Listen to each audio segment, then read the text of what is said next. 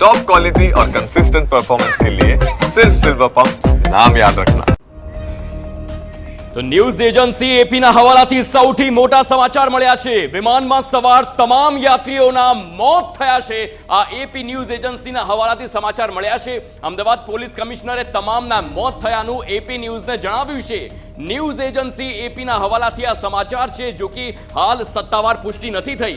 એક medical bulletin બહાર પાડવામાં આવશે અને ત્યારબાદ સત્તાવાર જે તેની પુષ્ટિ થશે, પરંતુ એપી ન્યૂઝના હવાલાથી જે સમાચાર મળ્યા છે તેમણે અમદાવાદ પોલીસ કમિશનર સાથે વાત કરી હતી અને તેમના કહેવા પ્રમાણે વિમાનમાં સવાર 243 લોકો હતા અને તેમાંથી 230 મુસાફરો હતા અને તમામના મોત થયા હોય એ સમાચાર હાલ એપી ન્યૂઝના હવાલે સામે આવ્યા છે।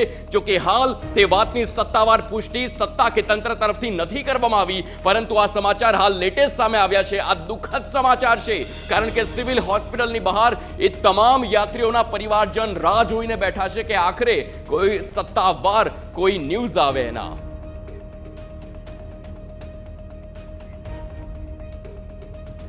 તો કુલ 242 જેટલા મુસાફરો હતા, તે સવાર હતા તે પ્લેનમાં અને અમદાવાદથી લંડન તે પ્લેન જતું હતું અને ત્યારબાદ દુર્ઘટના ઘટીને હાલ એપી ન્યૂઝના હવાલાથી જે સમાચાર આવ્યા 242 મુસાફર ને તેમના તમામના મોતના સમાચાર છે। તેમાં 10 ક્રૂ મેમ્બર્સનો પણ સમાવેશ થયો છે અને આ સાથે જ હાલ આ જે સમાચાર આવ્યા અને ત્યારબાદના દ્રશ્યો આપ જોઈ શકો છો।